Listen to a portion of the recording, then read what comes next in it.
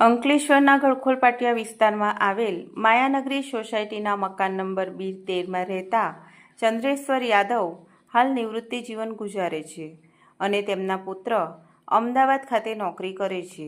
ગત તારીખ 12મી મેની રાત્રિએ તેઓ તેમના મકાનના ગ્રાઉન્ડ ફ્લોરના દરવાજાનું તાળું મારી ઉપરના માળે સૂવા ગયા હતા. તે દરમિયાન રાત્રિના સમયે કોઈ અજાણ્યા ઈસમે મકાનમાં પ્રવેશ કરી કબાટમાં મૂકેલ ₹13.66 લાખના સોના ચાંદીના દાગીના તેમજ રોકડ રકમની ચોરી કરી ફરાર થઈ ગયા હતા.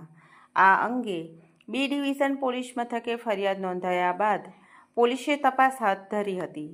દરમિયાન ભરૂચ એલસીબી પોલીસે ચોરીના ગુનામાં સંડોવાયેલ અને હાંસોટના લલિતસાગર વિસ્તારમાં રહેતા અમરજીતસિંહ સુરજીતસિંહ સિકલીગરની ધરપકડ કરી તેને બી ડિવિઝન પોલીસ મથકને હવાલે કર્યો છે.